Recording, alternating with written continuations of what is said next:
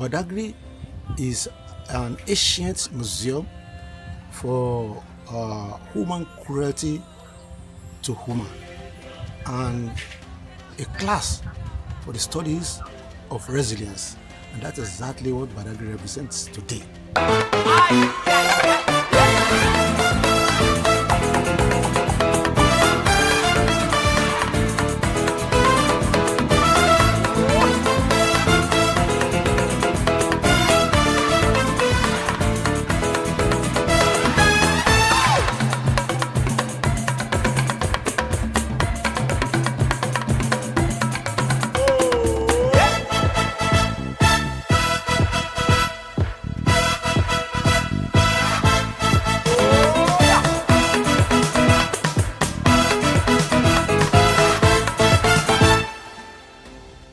You're welcome to Badagry. This is Boiko Quarters, and this is Mobi Family Compound, where we can find the Mobi Family Slavery Museum, where we have the real relics of slave trade, the shackles of slave trade. So this is one of the umbrella they brought in the exchange of human being. The value of this 40 human being. This is we call this dog killer dog. Any slave that tries to escape, they will release like 20 dogs after them, and the dog will eat them to the bone. Any of the slaves that refuse to practice the master's religion or name will be struck to death. And if they die, no case, because they are being referred to the property of their masters. This is how they used to move them from the hinterland in our villages in a single file, either to the point of no return or to the barrack. This is a market.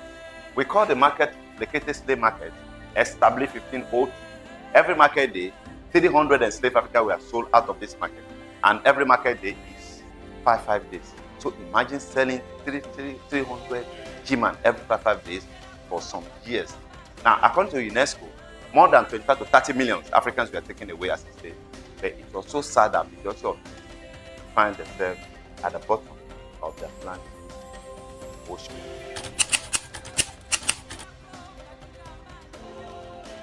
So 40 people are stored in this inner room before the arrival of the ship. This is where the wee and this is where the poo-poo. And this is only ventilation they have in the room. So that's why most of the slaves die, because of the heat and the odor. These are the original bowls they brought in the exchange of human being. A value of these 10 slaves. So anybody that needs a 5 bowl, we need to bring 50 slaves. And this is the money they use in Nigeria, then the cowries.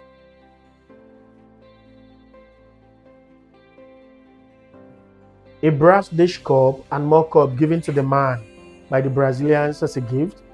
And this is one of the bottle of gin they brought then. Highest Medal Vienna 1873 was written on the bottle.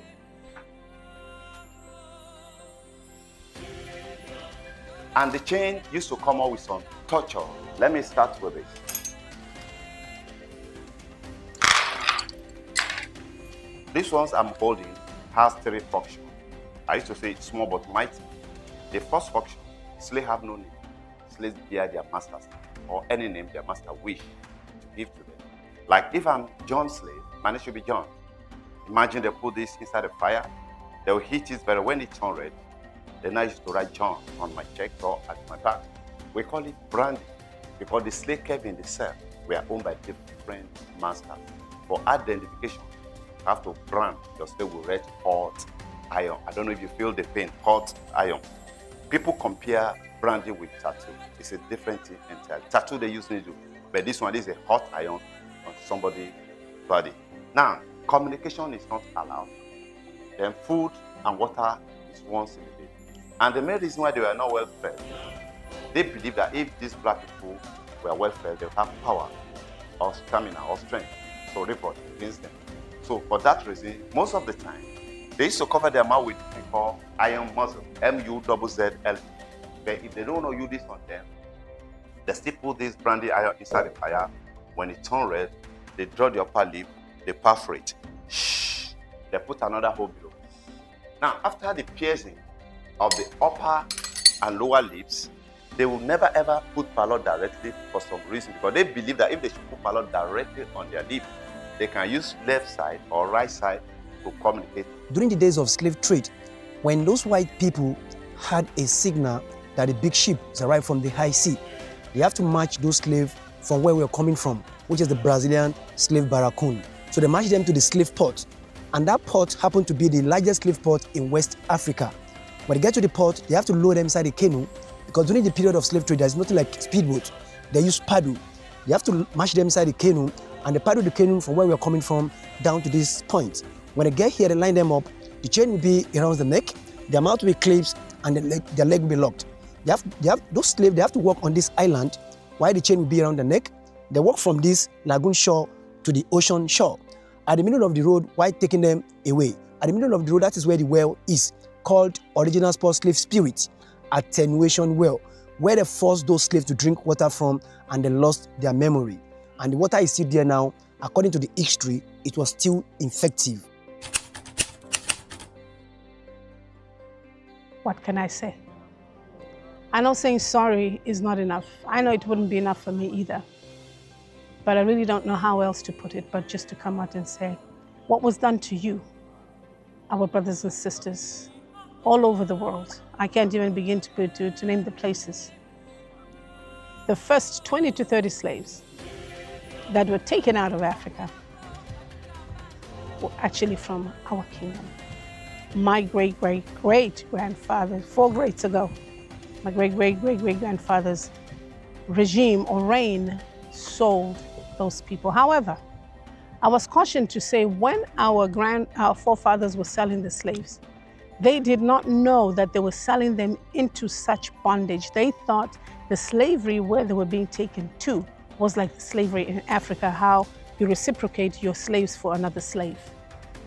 They had absolutely no idea that this is the brutality, the inhumane treatment that our people were given. Servants without wages for life.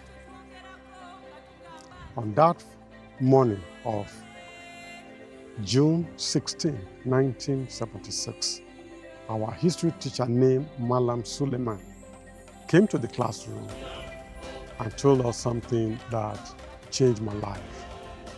He said, South African children are rioting, and most of them are being killed because of apartheid.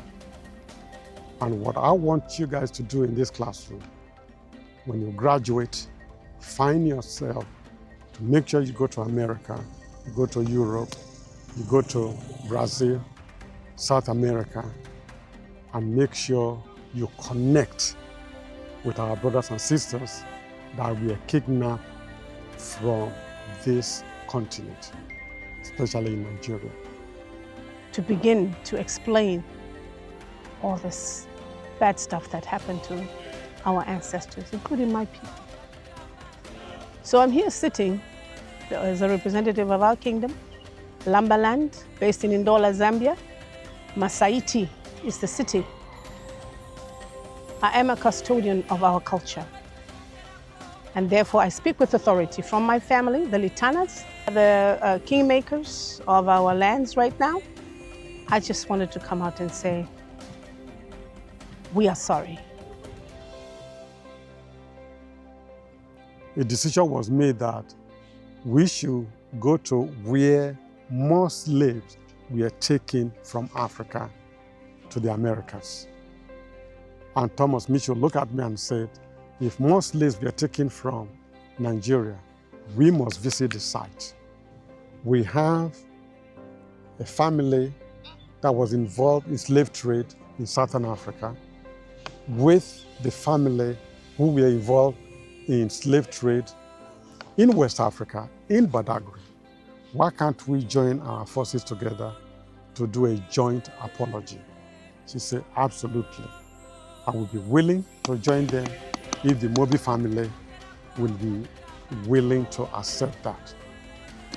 That is the journey we are about to take.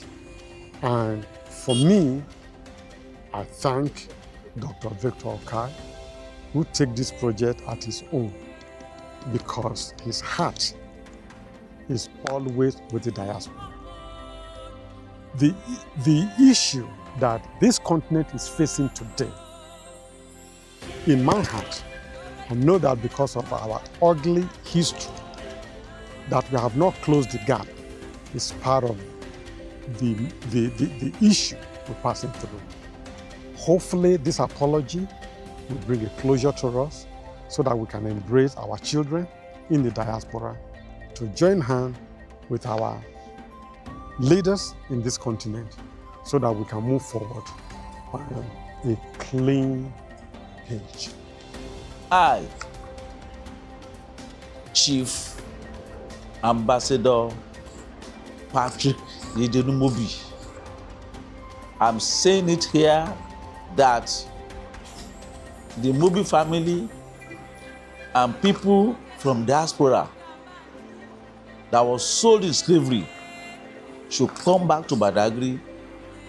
Let us apologize and let the God begin to speak for us so that the spirit of slavery will vanish in Badagry and good things will begin to emanate.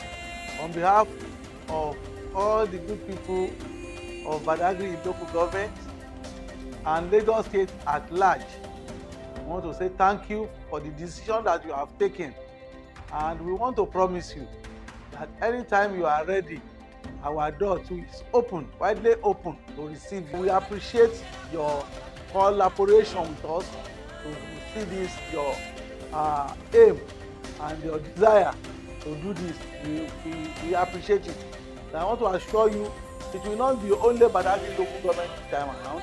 If you are coming, we will also try as much as possible to inform the government of Lagos State, and if possible, the President of Federal Republic of Nigeria to know about this program.